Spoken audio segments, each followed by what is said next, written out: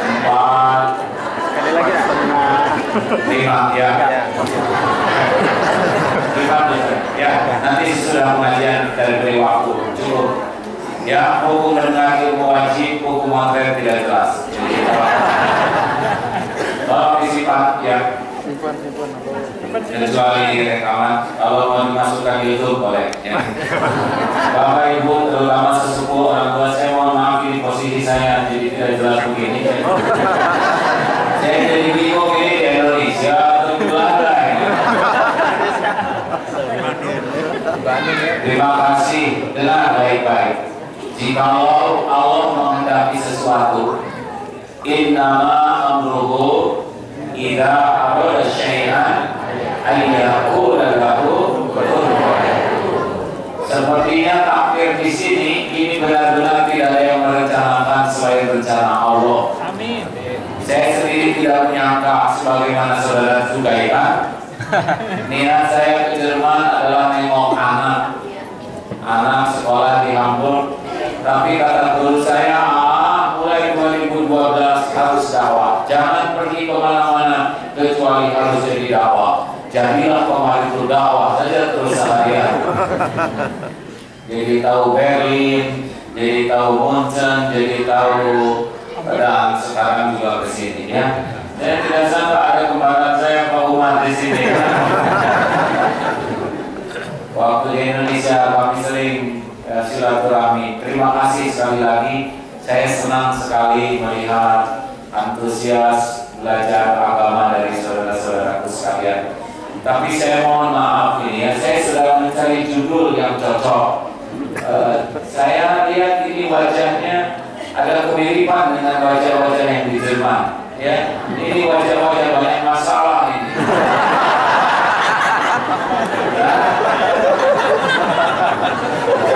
Nama saudara tertawa. Benar Bu? Apakah ibu banyak masalah? Tidak. Bapak banyak masalah? Banyak orang yang merasa tersinggung dianggap banyak masalah. Padahal kualitas seseorang ditentukan oleh masalah yang dihadapi. Jawab, apakah Nabi Muhammad punya masalah? Ya. Sedikit atau banyak? Banyak. Ringan atau berat? Berat. Sederhana atau rumit? Rumit. Hasilnya hina atau mulia? Mulia. Tuh, orang-orang yang kurang ingatan yang tidak punya masalah.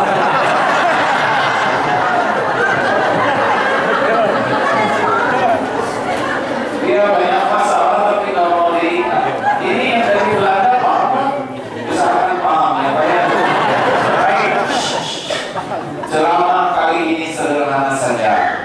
Kiat 5 cara menghadapi persoalan hidup. Setuju? Setuju. Karena agama hadir untuk jadi solusi. Islam hadir untuk jadi solusi, bukan untuk menjadi masalah. Jadi kalau kita belajar Islam dan jadi masalah, pasti ada yang salah. Islam diciptakan hadir untuk jadi solusi. Berikut ini 5 cara menghadapi persoalan hidup secara sederhana. Pendahuluannya, persoalan itu tidak bahaya. Hidup adalah perpindahan dari satu masalah ke masalah yang lain. Nah, Bapak kan sudah agak lama ya. Yang agak lama, Bapak ya. Banyak masalah Pak? Hanya waktu saja. Ibu banyak masalah? Ya, sekarang aku.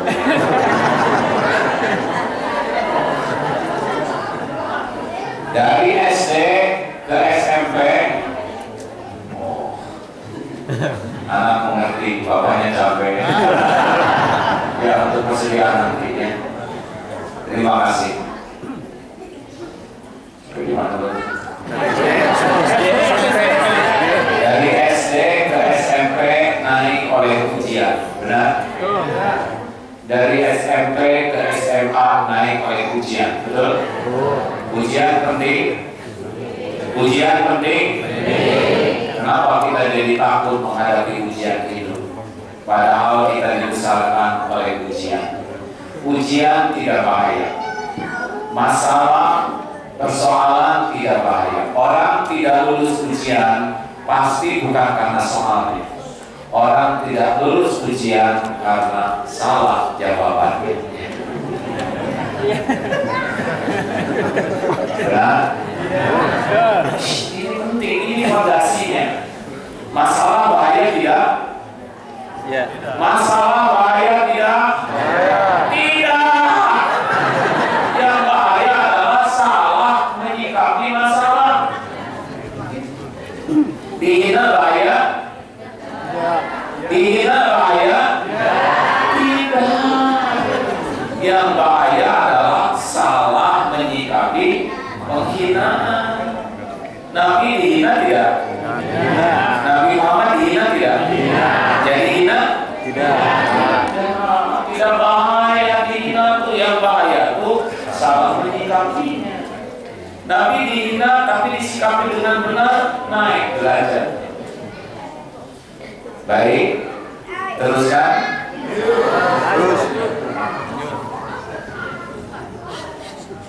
Satu, kunci pertama menghadapi persoalan hidup adalah hati harus siap menghadapi yang cocok dengan keinginan dan siap menghadapi yang tidak cocok dengan keinginan.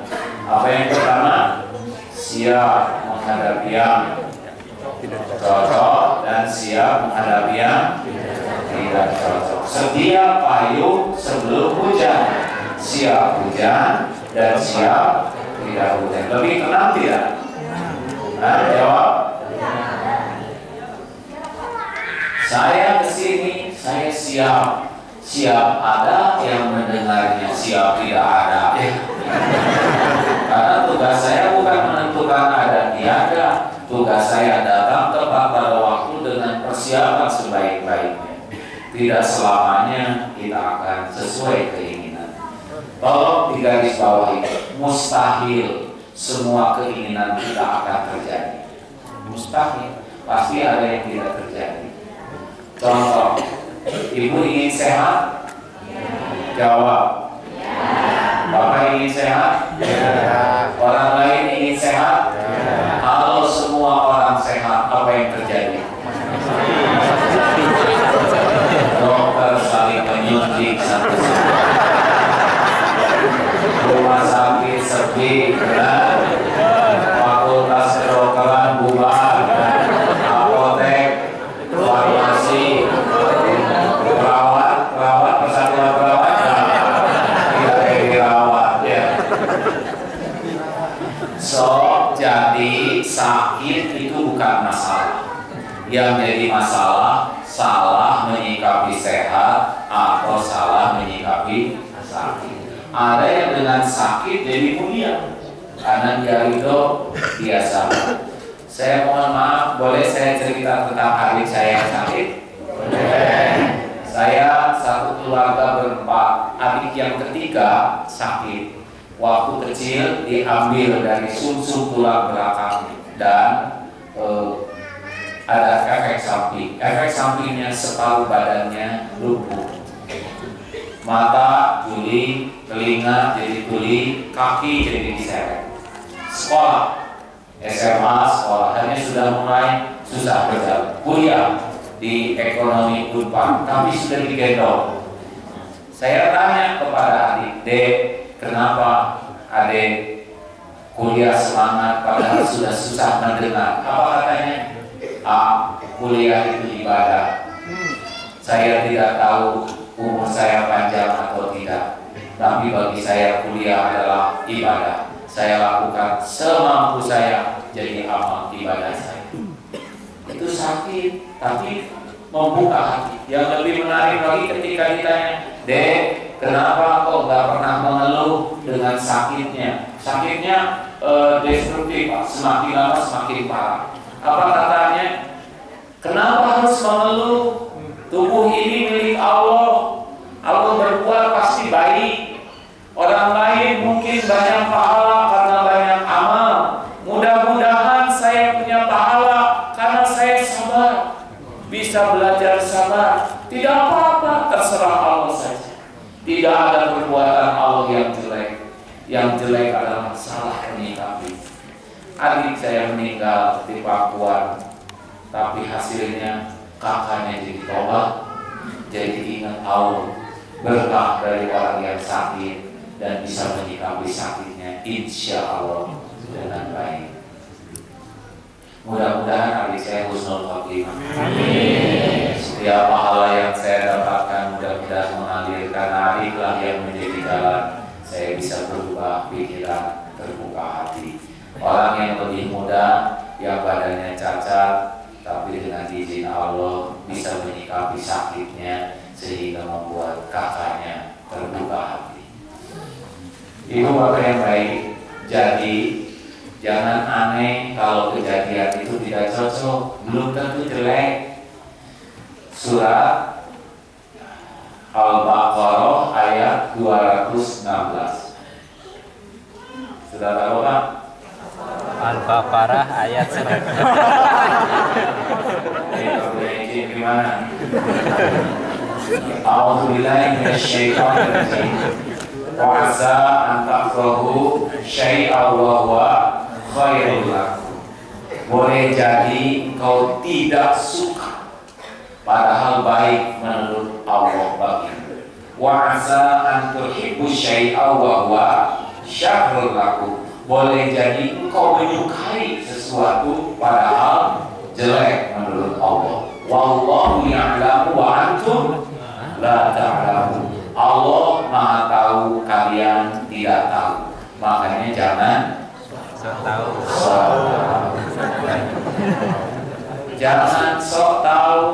Jelek menurut kita boleh jadi baik menurut Allah. Saya malu kalau cerita pengalaman ini, tapi mudah-mudahan manfaat. Saya tidak membayangkan akan jadi begini karena ayah berkata cita-cita masuk akabri, tapi tidak jadi karena kurang tinggi. Dulu sakit hati, sekarang gembira sekali tidak jadi TNI. Nah, katanya jadi IAI. Kalau sebut kapan?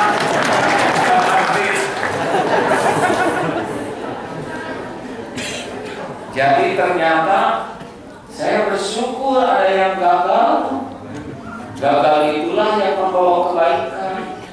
Oleh karena itu jangan terburu-buru kecewa kalau ada hal yang tidak cocok.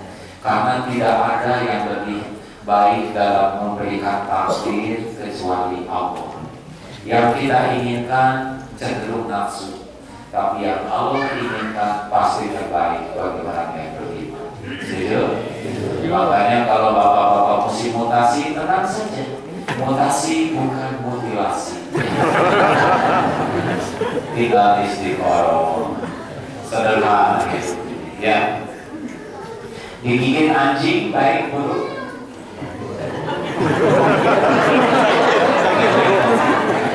Bingung. Takut baik, takut digigit. Takut buruk, takut salah. Ada orang minta jodoh, ya Allah, saya ingin menikah, beri saya jodoh. Keluar dari rumah, ada yang tertarik kepada dia, mengejar, tapi mendorong.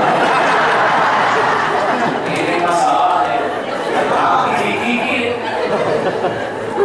Dia heran, ya Allah, kenapa saya minta jodoh yang datang anjing? Enak betina anjing. Dibawa ke dokter, masuk rumah sakit, sehari ganti 2 hari, akhirnya seminggu. Minggu kedua baru ketahuan rahasia takdir, ternyata perawat. Allah tahu jodoh setiap hambanya. Jangan berburuk sangka kepada takdir buruk, karena siapa tahu di sana ada hikmahnya. Setuju? Banyak di sini yang tidak nyangka jodohnya. Ini bapak-bapak yang dari belakang kan tidak nyangka jodohnya orang Indonesia ya. Begitulah. Nah, takdir itu ada yang punya. Tapi kepada saudara yang belum punya jodoh, tentu tidak usah mencari anjing ya.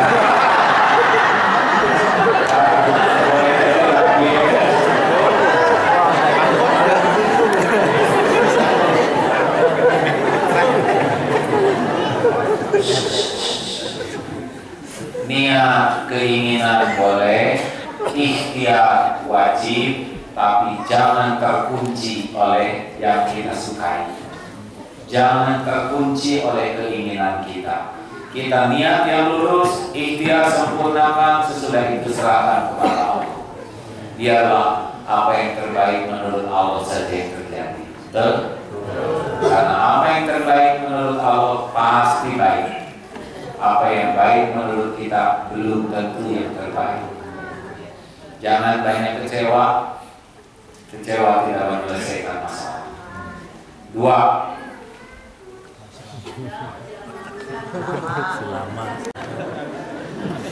Kalau sudah terjadi, kuncinya adalah ridho. Apa? Ridho. Ulangi. Ridho. Sekali lagi. Ridho.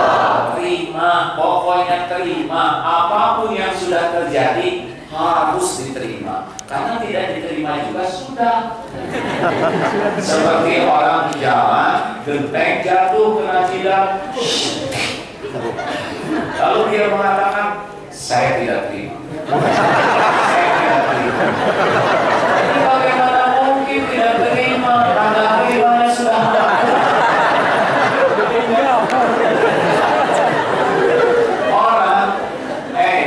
Orang itu menderita bukan karena kenyataan. Orang itu menderita karena tidak bisa menerima kenyataan. Benar? Semua kenyataan sudah diukur oleh Allah. La yukallifullahu nafsan illa wus'aha. Jadi orang yang depression di sini, yang stres, pasti yang tidak terima. Coba kalau kita di Indonesia, udah jelas di Belanda. Siapa ibu-ibu yang stres saya tahu. Yang ingin kelihatan langsing dari tadi tahan nafas ya. Ya. Pokoknya yang tidak menerima stres, udah hidup ini terima. Tapi terima itu awal, bukan akhir. Kalau nasi jadi bubur, ridho sambil cari cakwe, lubuk, kecap, seperti bawang goreng jadi spesial. Jadi Islam tidak pernah mengenal stamp atau putus asa, tidak. Kita terima takdir yang ada sambil bergerak ke takdir lain yang lebih baik. Setuju? Belok kiri kanan, tahu-tahu di kanan macet. Coba dari ke kiri. Jelas di kanan. Ada yang sakit gigi. Sakit gigi bagaimana? Ridho. Alhamdulillah saya di Indonesia jarang sekali sakit. Pas turun di Hamburg kemarin,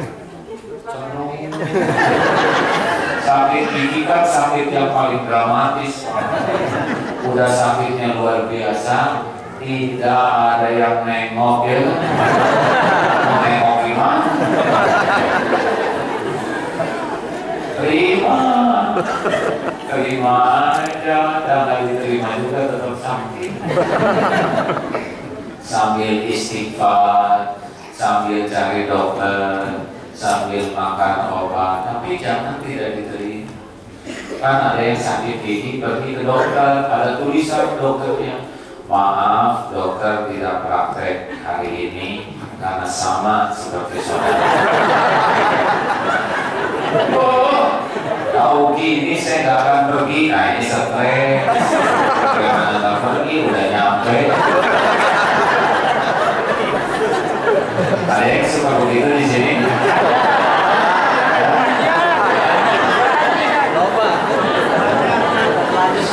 Kalau udah show must go on jalannya. Bu Pak. Ayo di bawah. Nasib saya. Dengar. Saya diujinya sakit tenggorokan. Kata dokter sarannya jangan banyak bicara. Bagaimana saya selamat tanpa bicara? Jadi siksa bahaya.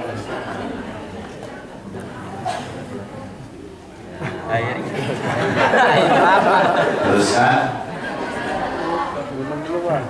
Teruskan. Ini masjid indah karena berwarna. Benar? Coba kalau masjid ini satu warna hitam, lampu hitam, dinding hitam, pakai saya kira ini masjid horor. Tidak. Tadi yang ada Allahu Akbar, Allahu Akbar, suaranya berwarna sehingga indah terdengar. Lagu itu enak bukan karena kata-katanya, yang penting karena nadanya. Coba bintang kecil, bintang kecil di langit yang biru. Itu kan kata-katanya sederhana, bintang kecil di langit biru, tidak aneh ya.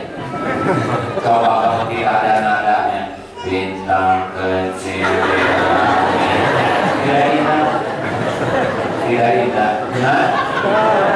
Mata lihat karena warna jadi indah.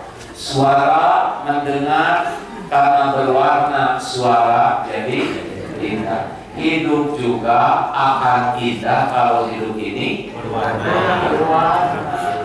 Dipuji, dicaci, gembira, sedih, sehat, sakit, ada, tiada, senang, susah, benar? Benar kan? Coba kalau kita gembira terus sudah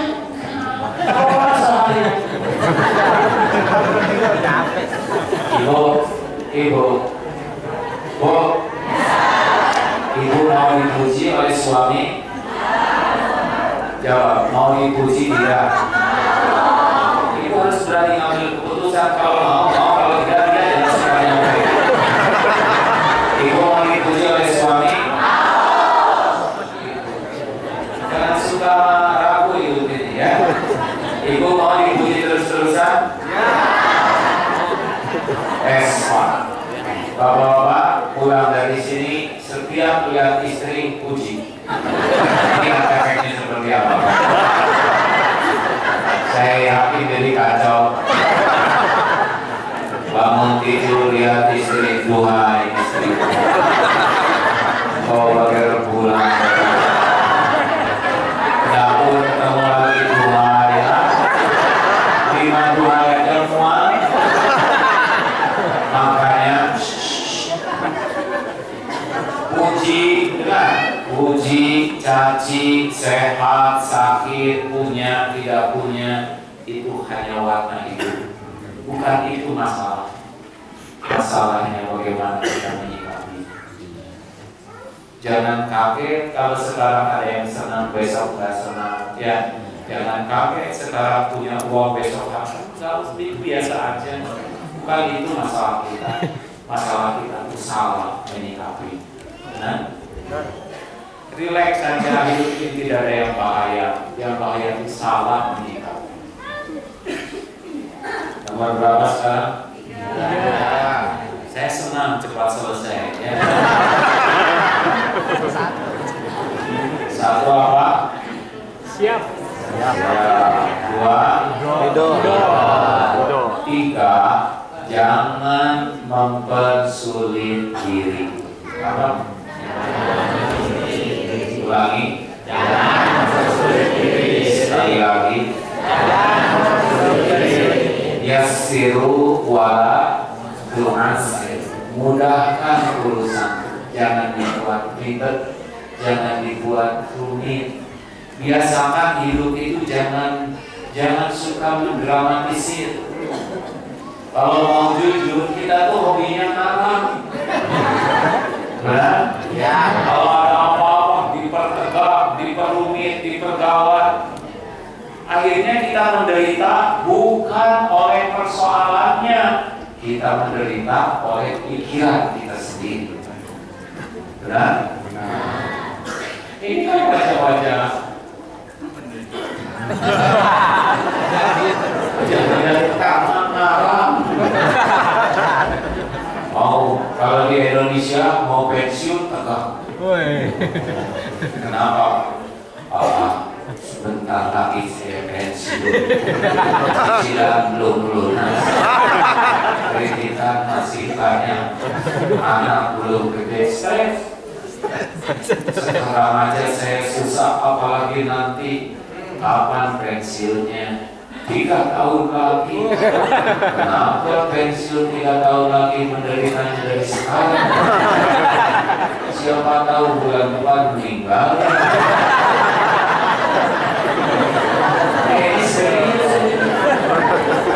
Emangnya ibu bukan banyak umur? Kalau saya lihat dari depan ini kayaknya bakal meninggal semua. Terutama yang nyender-nyender.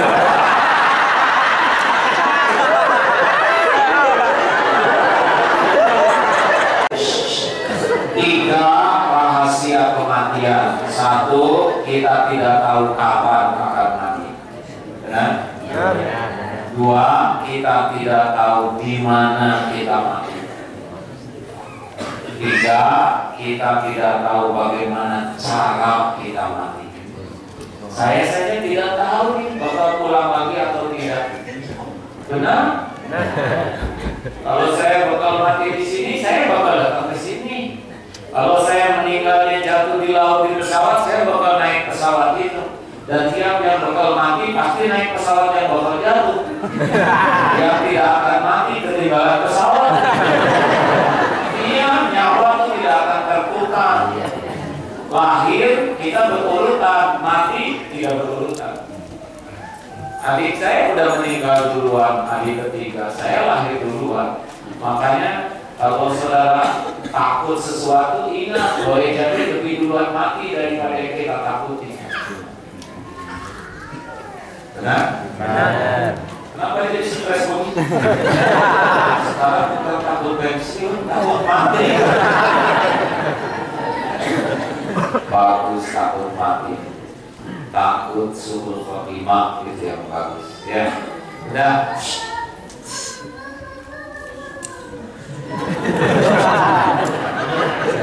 Teruskan. Jangan takut tentang rezeki. Ini punya mahasiswa sini. Mahasiswa, jangan jauh-jauh ke sini buat nyari uang. Ya, uang tuh gak ada apa-apanya. Uang itu cuma kertas pindah. Benar, gak ada apa-apanya. Sekarang dapat uang gajian, alhamdulillah. Bawa ke rumah, go nih pindah. Megangnya cuma setengah jam. Si ibu alhamdulillah. Pindah. Anak-anak yang buat bayaran, pindah. Buat cicilan. Dan nunggu pindah bulan depan. Cuma begitu. Gak bisa enggak, dunia itu ada waktu-waktunya, benar? Tapi saya harus bekerja, membanting tulang mencari sesuap nasi. Tanggung. Tiap orang sudah diciptakan dengan rezekinya.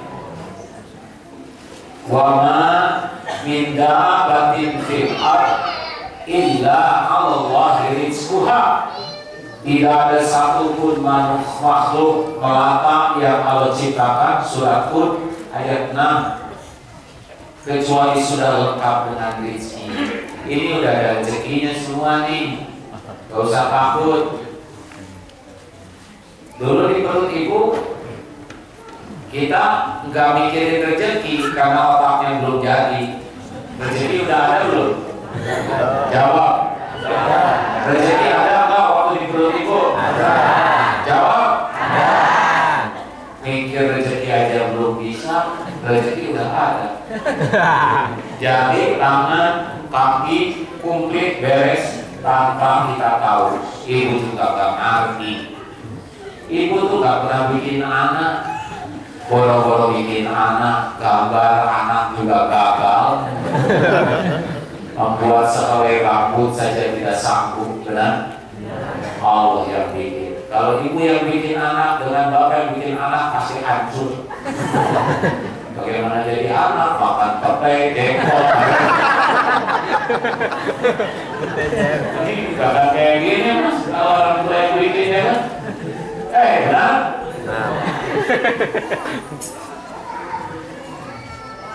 Jadi kalau mikir begini benar itu. Lahir ke dunia punya tenaga? Tidak. Punya ilmu? Tidak. Punya pengalaman? Tidak. Punya rezeki? Jawab? Tidak. Punya. Langsung Allah siapkan air susu ibu. Ibunya tidak mengeluarkan air susu, sapi mengeluarkan.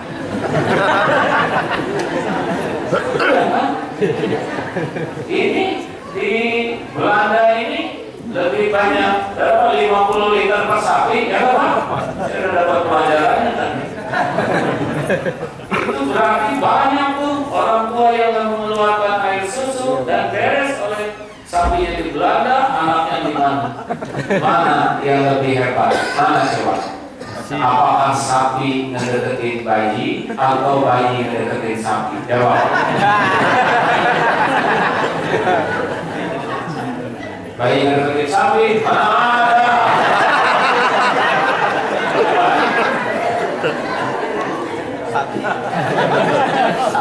Dengerin, bayi itu tidak memerlukan sapinya, tapi perlu susunya. Salah, perlu air susunya. Bayi itu sapi. Ini nggak yang pintar, tapi jawabannya salah. Ini ilmu tauhidnya. Kelihatannya ketawa, tapi ini ilmu penting. Ini ilmu tentang rezeki. Bayi ada di sini, sapinya di mana? Yang deketin pasti makanannya, karena bayi nggak bisa pergi. Diperah oleh peternak, dibawa ke pabrik, diolah, bawa kontainer, dibawa ke supermarket, dibawa ke dapur. Petek-petek.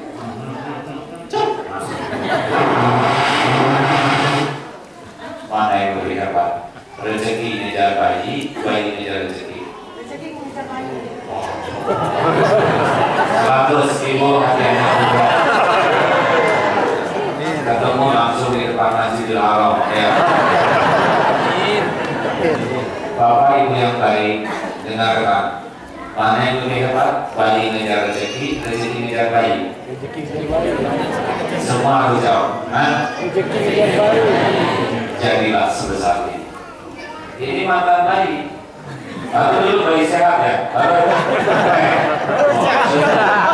Ya. Bapak lihat sekarang. Dengar. Jadi yang lebih hebat bayi ngejar rezeki, rezeki ngejar bayi. Yakin? Yakin. Jadi sebesar ini. Sudah makan belum ini? Nah ini wajah-wajah kubur nikmat. Siapa yang tadi makan sore? Saya kan cuma nanya sudah makan belum? Sudah. Pagi sudah? Sudah. Pagi sudah? Siapa yang nanya makan siang?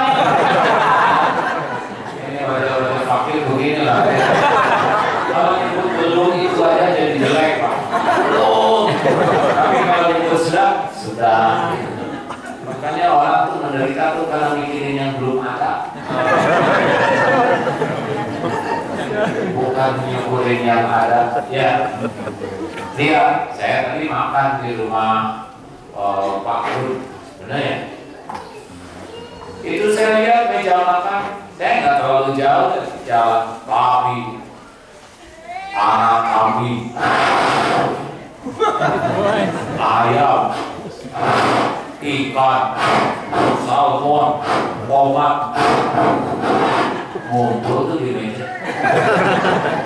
Dari mana salmon? Datang. Mana yang lebih hebat, saya ngejar salmon ngejar saya. Beras dari mana beras di sini? Thailand. Salmon.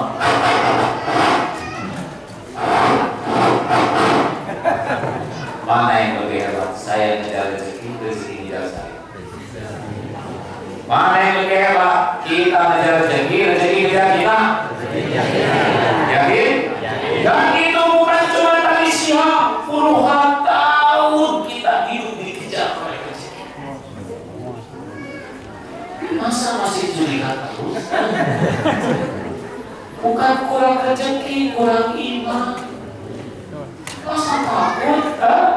Sedangkan tiap hari makan tuh perkara kecil yang lebih penting dari makan minum. Gak ada makan kuat 1 bulan, tidak ada minum 1 minggu mati. Tapi kita jarang mikir kita harus membagi pulang mencari seteguk air. Ada sesuatu nasi, ada pengetahuan.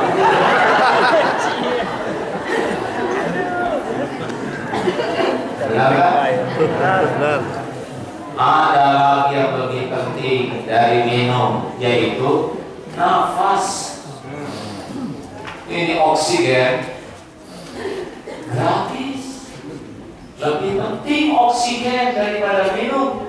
Saudara nggak ada minum tahan seminggu, nggak ada oksigen. Coba ini pada kantong kresek ya.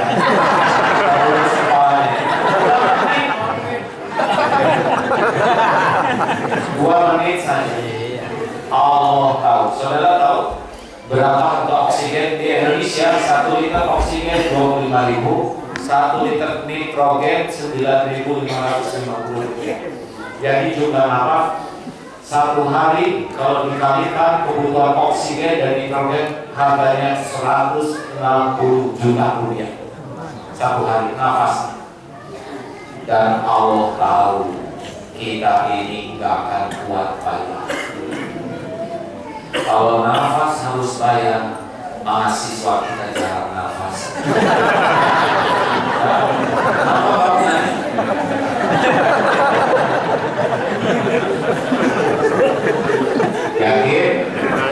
Yakin rezeki sudah ada? Yang penting itu sebetulnya jangan takut tidak punya rezeki, takut tidak punya jujur, takut tidak punya syukur, takut tidak punya sabar, takut tidak punya ridho. Kalau diambil kan nanti ada waktunya diambil. Ridho aja. Dan dari itu juga tetap dipotong pajak. Dan lepasin aja daripada capek-capek memikirkan yang gak ada, lebih baik syukuri yang ada. Benar? Mau pajak dipotong berapa aja gak apa-apa, namanya juga bukan rezeki kita di sana, ya kan? Rezeki kita ya sisanya. Jelas? Ya kan pelajarnya lebih tenang sekarang ya. Karena sudah kurang belum. Tenang aja, gak ada ke sekolah segitu gedenya. Udah nih kerjanya berbentuk juga mantap ya. Cecak makanannya nyamuk punya sayap, cecak tidak punya sayap. Pernah lihat cecak yang stres? Harusnya cecak depresi, makanannya terbang semua. Harusnya demo tuh cecak, ya Allah, apa nggak salah desain? Masa makanan kami semuanya terbang, kami nggak dapat begini?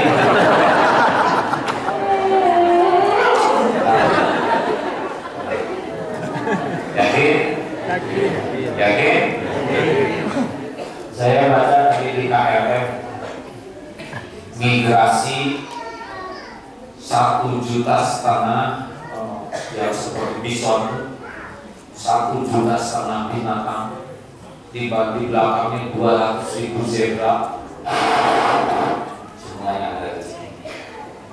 Ikan paus 54 ton berat, satu hari makannya 1,5 ton ikan, beres.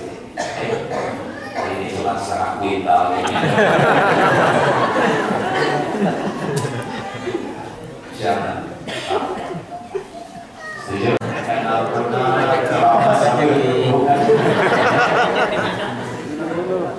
Nanti ada waktunya kalau ingin belum rezeki saya. Itu sudah halus sekali perkataan. Kalau ingin belum rezeki saya. Sudah mau ada yang orang gitu.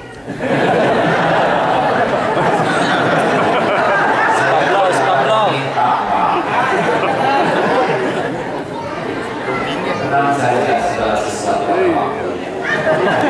Nah, ya. Terus kan? Iya, sakit kaki saya. Kenapa, Bu? Sakit sekali. Nah, kenapa nyebut sakit harus melek begitu? Ibu, kalau nyebut sakit sederhana. Saya sakit. Jangan sakit. Karena yang paling penting itu bukan mengatakan sakitnya, tapi menyikapi sakitnya. Kenapa sakit hati, Bu? Saya dihina, Pak. Kenapa sakit hati dihina? Nabi Muhammad aja yang mulia dihina. Masa kita tidak ada yang menghina? Kita kan hina asli. Kita ini dihormati orang. Kita dihormati orang bukan karena kita mulia. Kita dihormati orang karena Allah menutupi aib, dosa, maksiat, kejelekan, keburukan, dan kekurangan kita. Benar? Benar?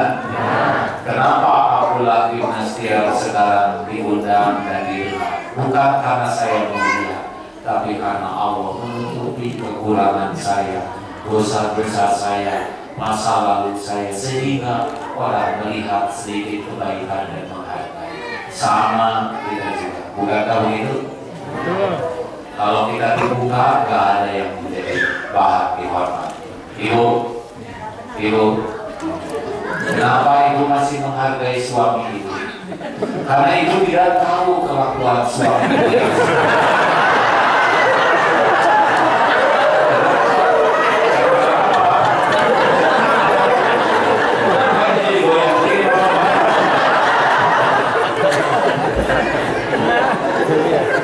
Tapi kalau saya pengen tahu lah, biar dia pikul sendiri ya. Kita akan mikul dosa masing-masing. Kenapa bapak-bapak jadi tertekan begini?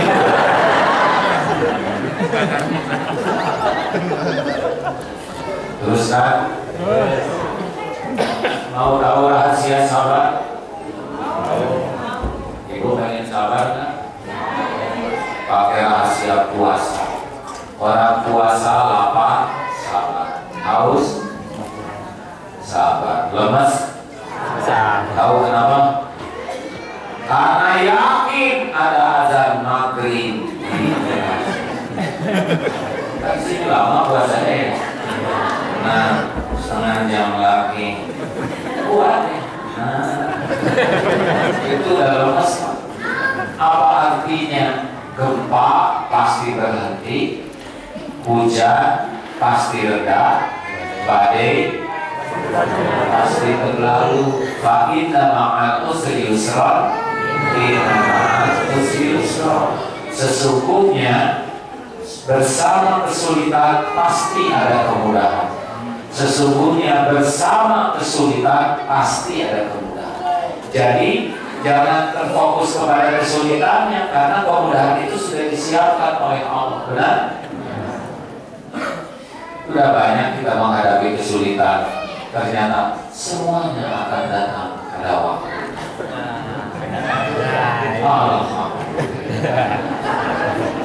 Walaupun sudah dekat, belum tentu rezekinya. biasanya terlalu panas tapi udah.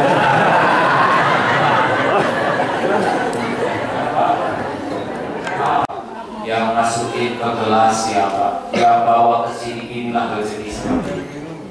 Benar, tapi yang itu walaupun sudah dekat kelihatannya bukan rezeki saya. Sudah sering saya ceramah disuguhin dan ternyata saya pulang panitia lah yang memakan.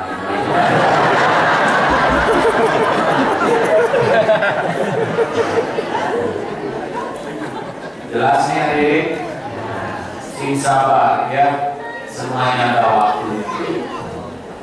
Boleh saya cerita pengalaman sedikit? Boleh. Mungkin Bapak Ibu tahu Allah takdirkan dalam hidup saya ada beberapa babak.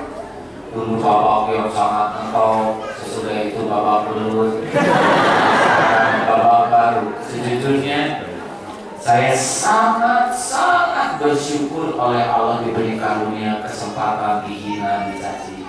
Guru saya pernah berkata begini. Sudah jangan makan itu ya.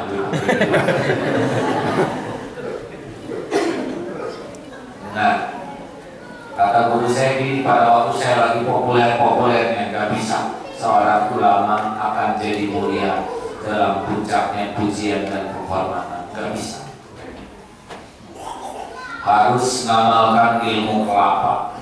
Kelapa itu jadi saripati, satu botol dijatuhkan dari pohon. Nggak ada kelapa jatuh pelan-pelan. Udah jatuh, bukan disayang-sayang, dijabakin sampai gundul.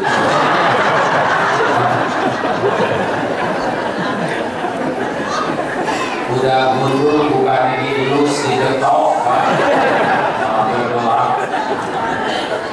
Udah belah, dicungkil.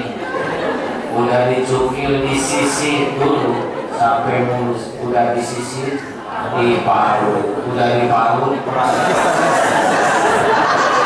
6 tahun. Tapi kata guru saya harus jalanin ini, kalau enggak akan keluar sari pakai tahu gitu. Makanya saya bersyukur sekali. Kalau ditanya Pak, mana yang lebih bahaya, dipuji atau dicaci? Saya suka ya, demi Allah, dipuji, dikagumi, dihormati jauh lebih bahaya daripada dicaci. Kalau orang sudah terbiasa pengen dipuji, cenderung munafiknya gampang, cenderung acting hidupnya, dibagus-bagus, dikeren-keren supaya dipuji, sampai orang itu nggak punya isi karena hanya sibuk membangun baunya.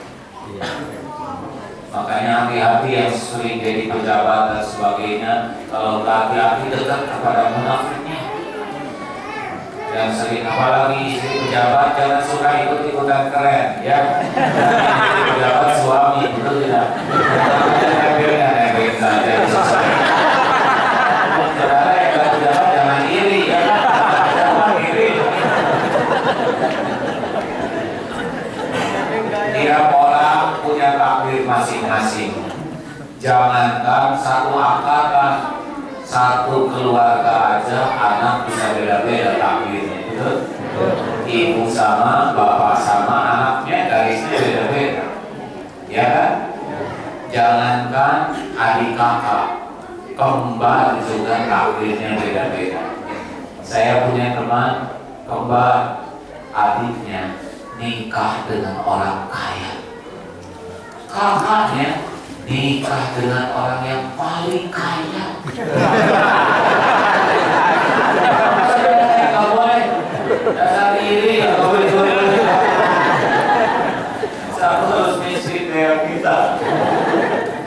Pak, Bu, udahlah, jangan ribet hidup ini, jalanin aja. Show must go on. Apa artinya? Dilarang merokok.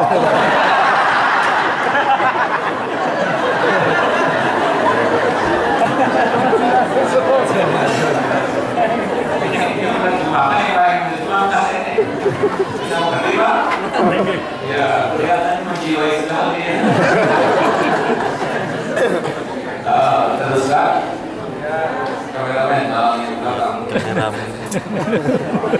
Gak bisa kan? Teruskan. Satu apa? Siap. Dua, tiga. Jangan bersabar. Jalanin aja. Hadapi, hayati, nikmati. Jalanin aja itu. Kalau belum waktunya nanti pada akan nanti ya. Dan tidak segawat yang diduga. Kalau kita jadi dekat dengan Allah, kuncinya yang keempat, evaluasi diri. Apa? Ulangi. Evaluasi diri. Surat An-Nisa 79. A'udzubillahi minasyaitonirrajim. Surat An-Nisa 79. Kalau saya jadi lupa,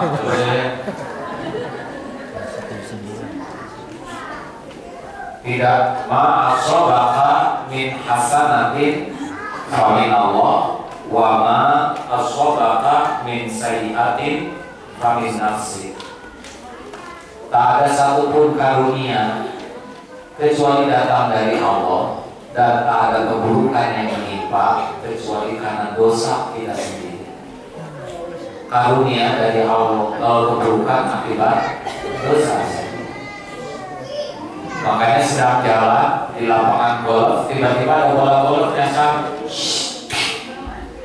Jangan marah, mikir, ya Allah, ini lapangan golf segini luasnya, jidat saya segini kecil, kenapa dipilih jidat saya? Dosa apa yang saya lakukan? Pasti tidak kebetulan. Pasti tidak kebetulan. Man khalaqta hadza batila. Tidaklah Allah menciptakan sesuatu sia-sia. Evaluasi diri. Oh iya, saya kena bola golf karena memang otak saya kotor terus. Dari tadi saya ingat tukang si caddy aja. Mbak Kedi yang astagfirullah, untung gak kena mata, karena mata juga liatin Kedi. Ibu, kucing, ini kucing lucu, tiba-tiba kucing ngancingin mukena, kucing kurang ajar. Kayak gitu, kata kucing, mikir bu, saya sih cuma tugas dari awal aja ngancingin ibu. Kenapa dari jamaah sebanyak ini kok senang ibu yang saya kecilin? Mikir men. Ibu daripada marah kepada kucing, lebih baik evaluasi diri. Oh iya ya Allah, saya ngaku ini mau kena emang belum lunas. Cicilan dari 5 bulan gak saya bayar. Astagfirullah.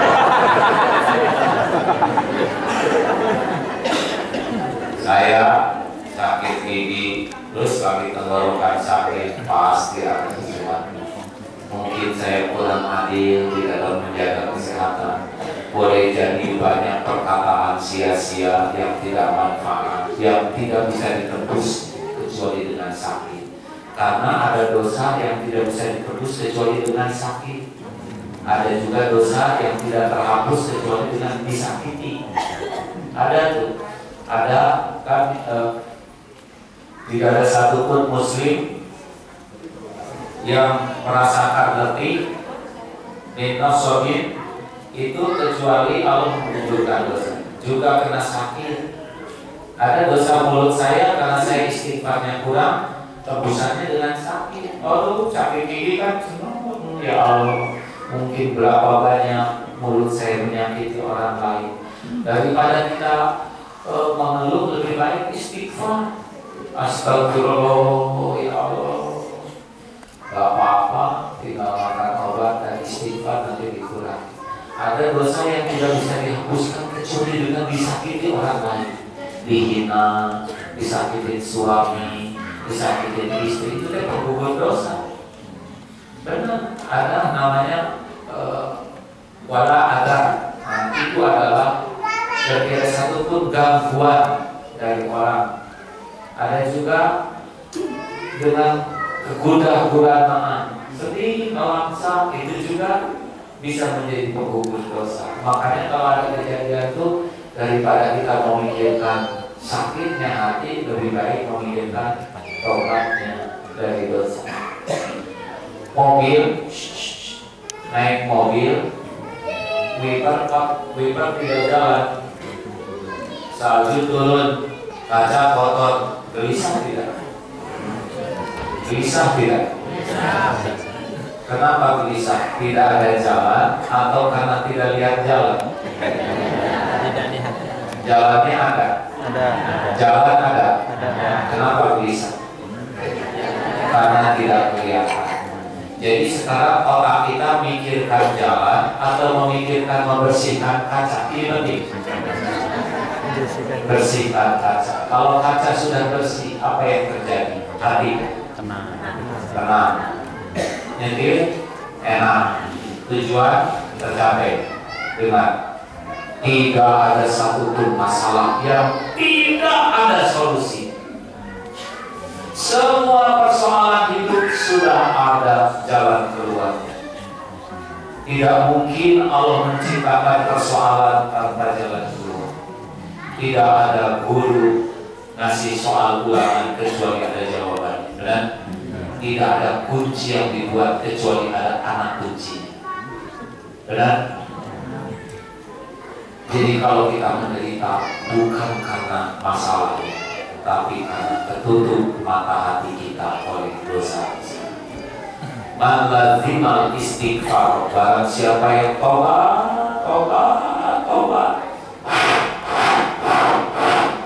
ja'alallahu lahu min kulli amin faraja. Satu, hatinya akan jadi tenang.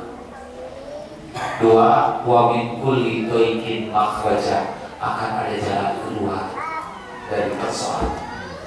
Yang ketiga, wa razaqahu min haitsu la yahtasib, akan ada pertolongan rezeki dari tempat yang tidak diduga-duga.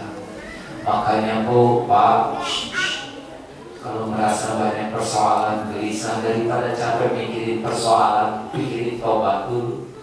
Karena pengundangnya adalah dosa. Ini air di sini. Kalau kata saya ketutup. Air mana? Air. Ini air. Coba dong pakai perasaan. Air saya haus nih. Masalahnya bukan nggak ada air, nggak kelihatan. Kita tuh capek tuh gitu Pak. Beneran. Jalurnya sudah jelas. Yang membuat kita nggak bisa lihat jalan tuh kan karena ketutup dosa. Ibu, ingin anak-anak soleh? Ingin Bu? Kenapa anak ibu kurang soleh? Gini ya, anak saya itu kurang soleh karena satu, suami saya kurang mendukung. Dia sangat sibuk, dia nggak begitu peduli dengan anak-anak. Yang kedua, anak saya kurang baik akhlaknya karena lingkungannya di sini itu kurang sekali pendidikan. Dan yang ketiga, itu internet. Ngaco itu. Jadi si ibu yang salah itu semua selain dirinya. Pasti gak akan tobat. Salahmu orang tobat itu tidak melihat orang lain yang salah selain dirinya. Kalau orang lain salah semua, dia nggak akan taubat. Mengerti?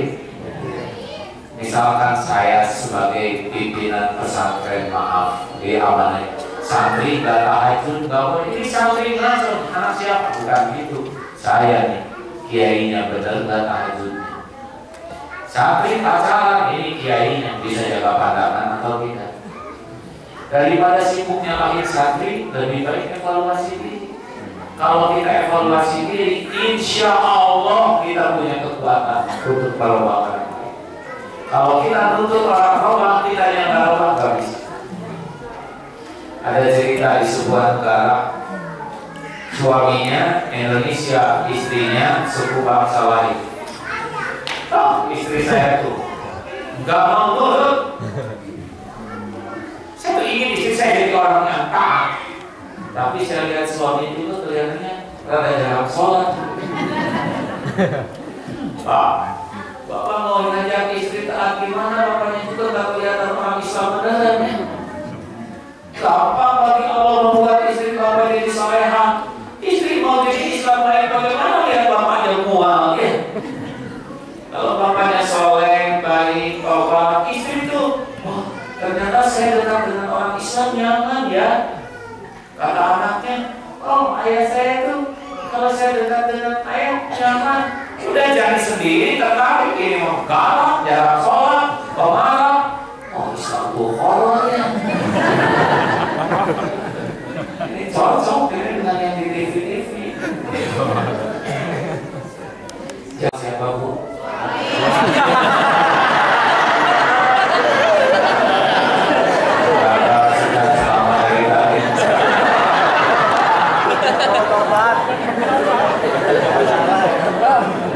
Satu jam aja nggak berbekas sedikit. Saya tadinya rencana Mei mau kesini lagi tapi lihat kondisi begini nggak jadi. Saya mau nanya ke bapak sekarang, Pak. Kalau salah lagi. Kalau suami istri ada masalah kira-kira yang salah siapa Pak? Ya kalau istri ada masalah.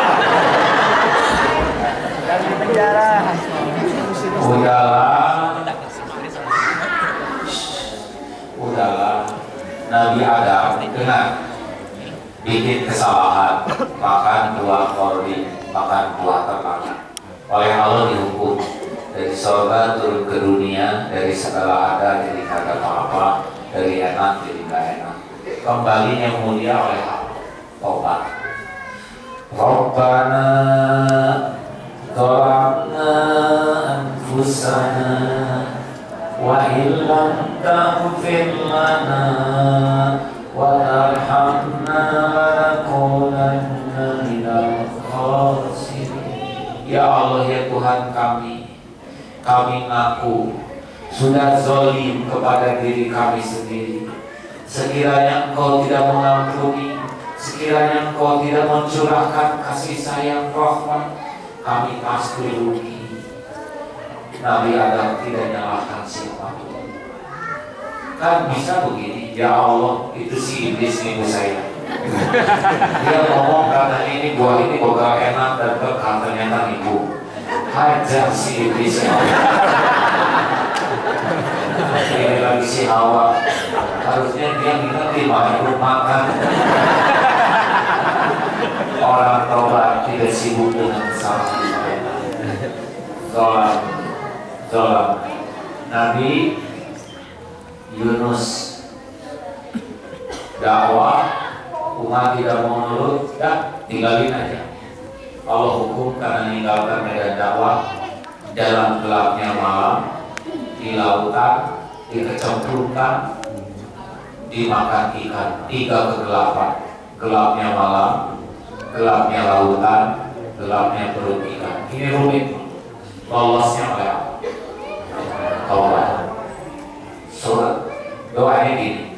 La ilaha illa anta subhanaka inni kuntu minadz zalimin. Sekali lagi.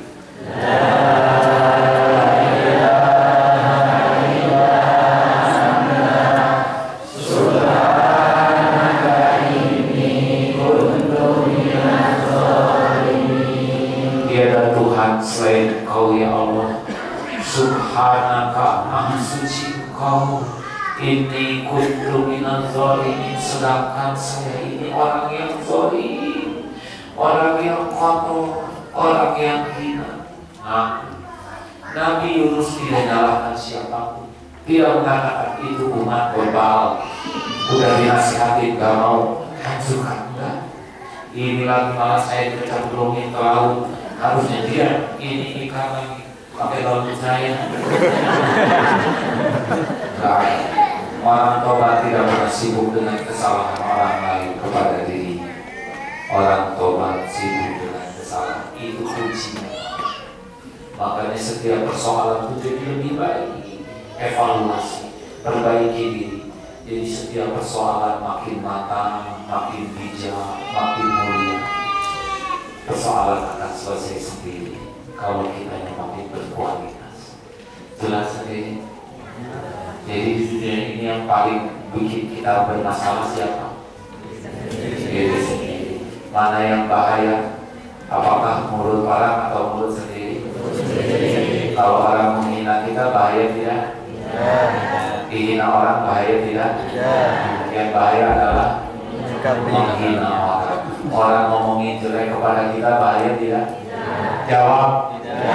Yang bahaya adalah kita ngomongin orang. Tiap kali kita ngomongin jelek orang, pahala kita dikasihin sama dia, dosa dia dipikul oleh kita. Makanya ada urusan dengan sakit hati itu enggak ada. Mau ngapain? Orang yang sebel ke kita kan orang yang setia, ingat terus kepada kita siapa. Kita udah tidur dia masih melek memikir. Kemana-mana selalu mencari kekurangan kita siang dan malam tanpa kenal lelah, tanpa meringat. Sudah itu diperlukan kemana-mana pahala dia dikirim ke kita, dosa kita dipikul oleh dia. Harusnya kita kirim dulu kepada dia. Ingat. Terakhir. Siap. 2, 3, 4, 5. Cukuplah Allah sebagai penolong kita. Wa may yattaqillah yaj'al lahu makhrajan wa yarzuqhu min haitsu la yahtasib. Wa may yatawakkal 'ala Allah fa huwa hasbuh. Surat At-Talaq ayat 2 dan 3. Barang siapa yang terus mendeketin Allah, baginya jalan keluar setiap persoalan. Allah berikan rezeki dari tempat yang tak diduga. Barang siapa yang hatinya tidak bersandar kepada siapapun selain Allah, maka baginya akan dicukupi. Maaf ya Pak, kalau saya bersandar begini, apa yang saya takutin? Nah, takut porsinya diambil.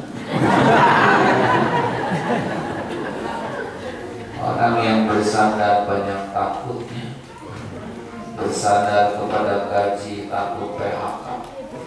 Bersandar kepada penampilan, takut tua.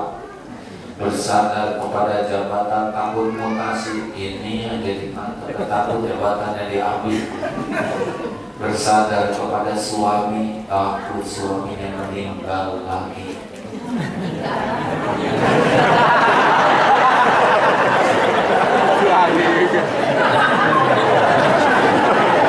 Langsung sakit gigi saya.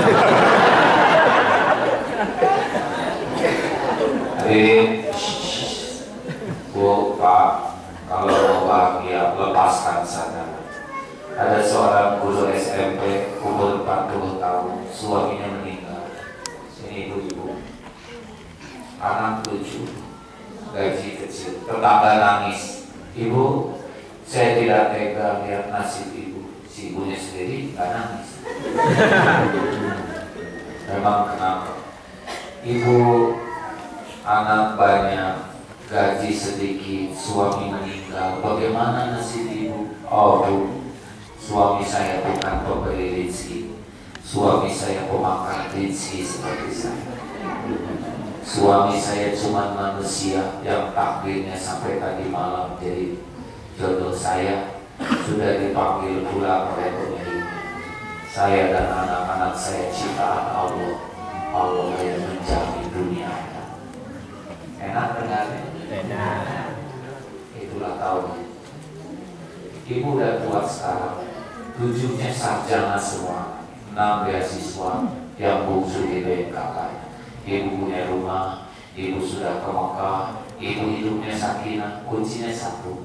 Tidak pernah bersandar kepada siapapun. Tidak ke gaji, tidak ke suami, tidak ke anak. Allah aja. Ada sahabat saya lumpuh atau namanya, rajin ke masjid seperti ini. Oh, kenapa rajin ke pesantren? Saya ini lumpuh, nggak sekolah. Kalau saya nggak kuat iman, dunia saya sengsara, di akhirat saya celaka. Ilmu agama itu pupuk iman. Nggak ada ilmu, nggak ada iman. Kurang ilmu, kurang iman. Saya kesini dipaku tukang beca supaya dapat ilmu. Di rumah sama siapa? Sama emak. Emak umur berapa? 70 tahun. Oh, kalau emak meninggal, siapa yang ngurus atau? Allah. Nggak mungkin Allah nyanyiakan saya. Emak pasti nggak ada. Allah selalu ada. Saya itu bukan keinginan saya. Tubuh saya begini bukan pilihan saya. Allah pasti tanggung jawab. Nggak ada keraguan. So, punya cita-cita apa? Punya pengen apa? Pengen punya anak apa? Supaya ada yang mendoain kalau saya udah dikubur. Saya nggak banyak manfaat, ingin punya anak jadi ulama, hidupnya manfaat. Ya tapi kan punya anak harus punya istri dulu. Ya iya dong, saya juga mati.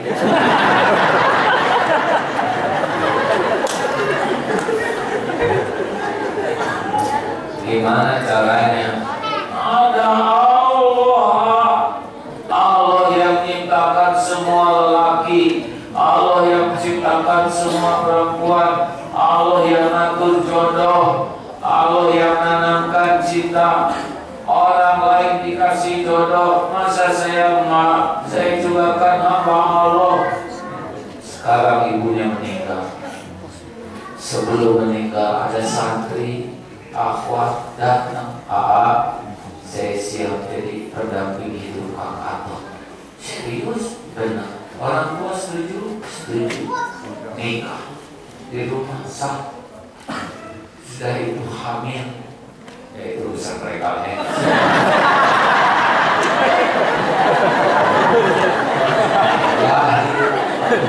Anak laki normal.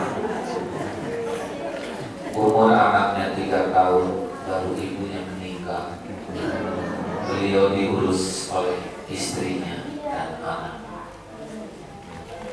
Desember 3 tahun lalu telepon,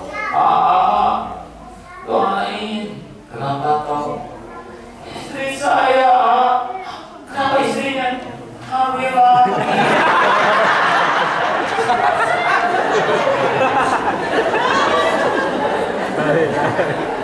Pendidikan rendah, keyakinan kepada Allah tinggi.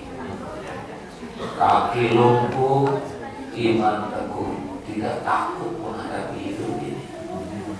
Lalu kenapa saudara yang keren-keren begini banyak yang stres? Apa saudara harus dilumpuhkan?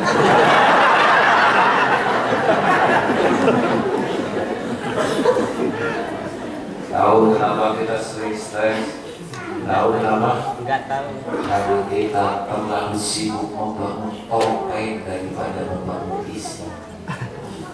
Kita lebih sibuk membangun penilaian orang daripada penilaian Allah. Kita lebih sibuk mengumpulkan uang daripada sedekah di jalan Allah. Kita lebih sibuk ingin dipuji orang daripada ingin diridhoi Allah. Topeng aja ini Pak. Capek. Kosong di sini. Itulah sebabnya walaupun gaya ke Indonesia, ibu tinggal di mana? Saya di Nederland.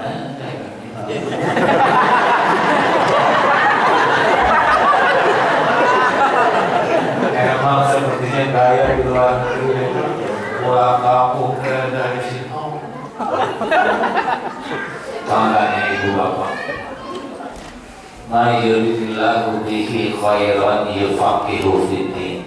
Barang siapa yang dikehendaki Allah kebaikan baginya, yufaqihu fiddin, niscaya Allah akan memberikan pemahaman agama kepadanya. Ini takdir Allah, ada masjid ini. Masya Allah, ini bagus, besar. Ayo ke sini. Tadi saya dengar mau bangun masjid, mau apa saudara? Nabung banyak-banyak. Bakal mati, mending punya kaki di sorga. Benar? Sedekah. Saya dengar di Jerman dan Belanda agak pelit kalau mau sedekahnya. Mudah-mudahan hanya gosip aja.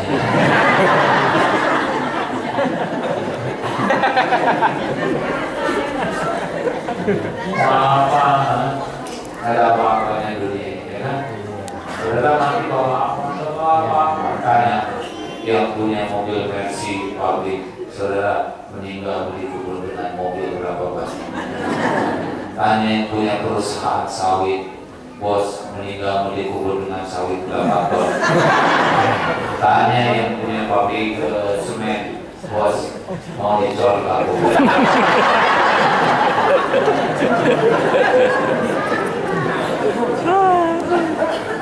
Mati hanya bawa. Gimana yang mau dibikin, mau dikasih itu Pak? Rotterdam, ayo keluarkan uang. Gak akan berkurang rezeki dalam sedekah.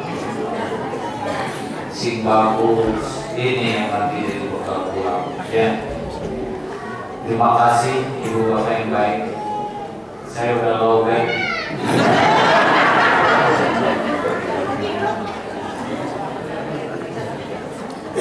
Insya Allah kalau ada umum,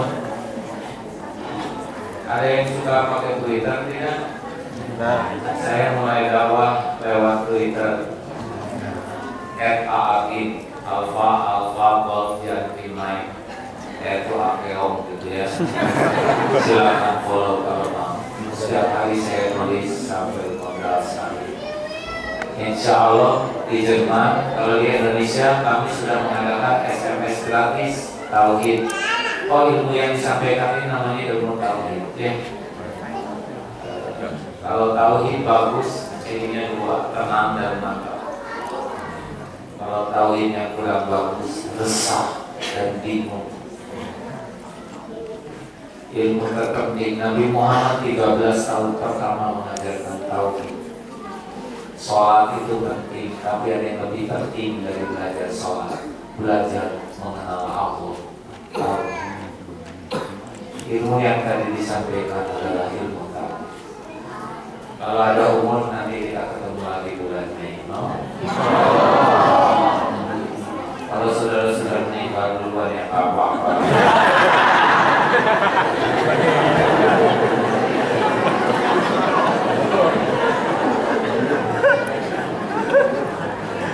Baik Allah, as-salatu ala waqtiha. Salat tepat waktu. Usahakan kalau sebisa-bisanya sholat tepat waktu supaya bisa tepat waktu, jaga wudhu. Tapi emang gak gampang di sini tepat waktu ya. Saya di Jerman bawa belur tuh sholatnya untuk di jalan terus. Tapi aku di jalan sholat susah. Wah, Masya Allah. Tapi saya pasti pahalanya saudara lebih besar daripada di pesantren. Ya iya, mana masih terus kan. Di sini ada dengan Masya Allah. Kalau saudara sungguh-sungguh. Yang kedua, usahakan jangan lepas dari baca Quran tiap hari. Ingat ya, Quran itu satu huruf 10 pahalanya. Alif Lam Mim 30 cepat sekali Pak. Ketenangan itu. Jadi kalau ibu bapak pusing, anak udah ngaji. Benar. Ngaji itu nabung kayak suplai energi Pak. Gak ngerti juga gak apa-apa. Tapi saya belum lancar, tapi cara ngajinya itu gitu ya. Karena kalau ngaji itu lancar. Orang belajar ngaji itu 2 pahalanya loh. 1 pahala belajar, yang 2 pahala ngaji. Jadi bisa lipat ganda. Ya enak kok kalau udah. Apalagi sekarang kan handphone di sini udah semuanya ada Quran. Ya. Sehingga duduk sebentar, sehalaman, 2 halaman, Masya Allah itu sudah. Yang ketiga, wirid yang sangat bagus. Bentar. Ini mantau kan, gak ada lagi wiridnya. Rasulullah 100 kali sehari istighfar. Astagfirullahaladzim. Dan istighfar itu yang enak. Ya kalau capek, sakit, disakitin orang, dihina, astagfirullahaladzim. Astagfirullahaladzim. Jangan sampai. Saudara kita minta maaf kan nggak harus maafin.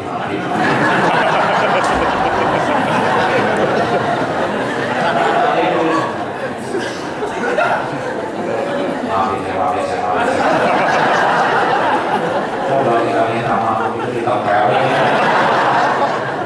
Tapi kalau nggak Allah sih insyaallah. Terus di sini kan malamnya panjang, ya kan? Tahajud yang bagus. Saya juga ada rekod nih nonton tidur. Di sana udah setengah 12 tuh kan. Pantes ya udah teler. Nanti jam 3 kan sana udah jam 9. Jadi tahajud dari jam 3.15 ya enak. Di sini mah musim dingin kan terus tidur lagi ya. Habis subuh udah tidur lagi. Cobalah tahajudnya. Kalau tahajud itu Masya Allah tenang hati. Dan urusan itu dari yang penting ini tenang. Masalah pasti ada, tapi kalau ini sudah tenang, tidak berat. Yang berat itu kalau ini sudah tenang, ya. Tahajud ya.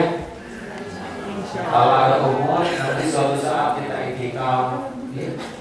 Malam kita hidupkan malam terus malamnya tahajud, muhasabah, Masya Allah.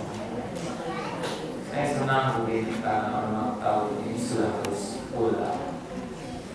Terima kasih Ibu Bapak yang baik. Mudah-mudahan para sesepuh semua memaafkan keterbatasan saya. Ya.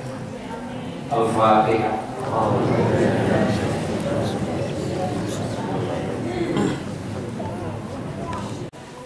Allah Subhanahu wa Ta'ala pasti menyaksikan kita semua. Hari berganti hari, semakin dekat dengan saat kematian kita. Mau tidak mau kita pasti akan mati.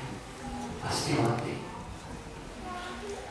Mudah-mudahan ada sisa umur yang bisa digunakan untuk menembus kesalahan kita selamanya. Mudah-mudahan sisa umur ini kita bisa memuliakan orang tua kita, menyiapkan keluarga dan anak-anak kita.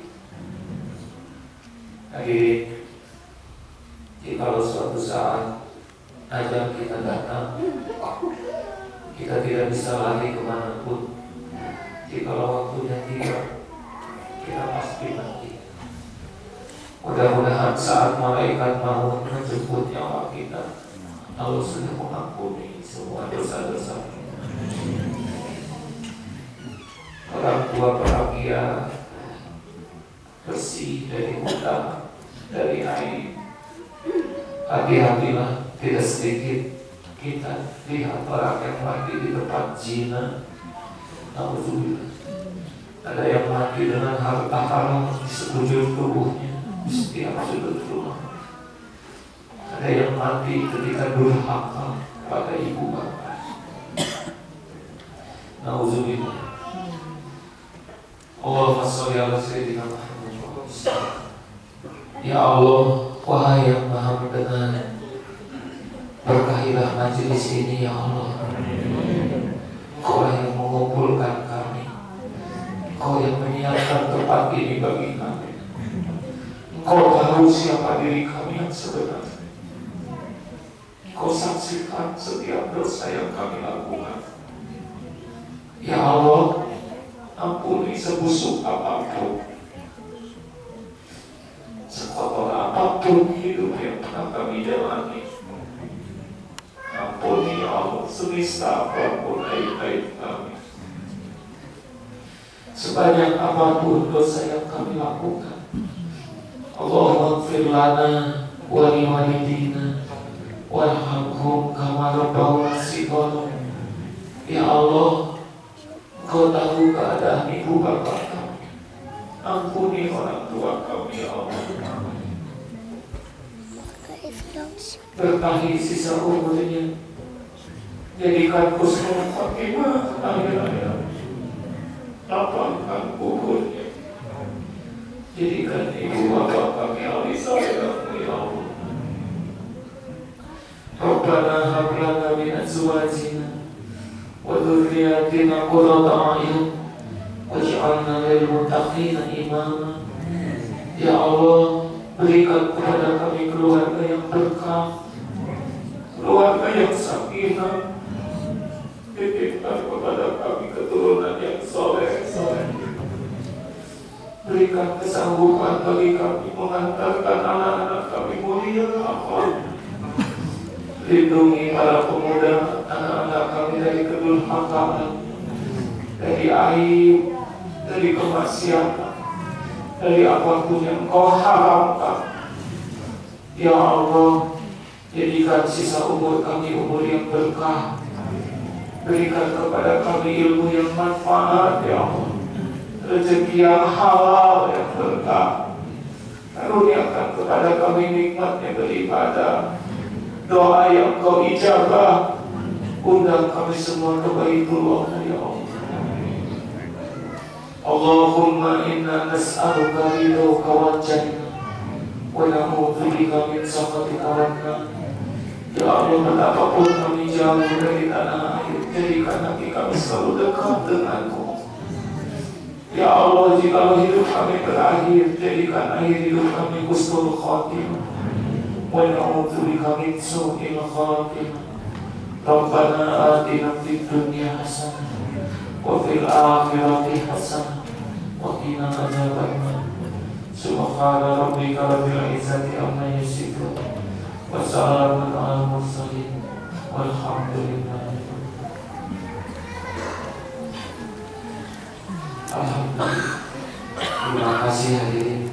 Allahumma mudah-mudahan tampil ini ada manfaat. Selamat menikmati sisa umur dekat Tuhan Allah. Jangan jauh dari majelis ilmu, jangan jauh dari orang-orang soleh, jangan jauh dari masjid. Assalamualaikum warahmatullahi wabarakatuh.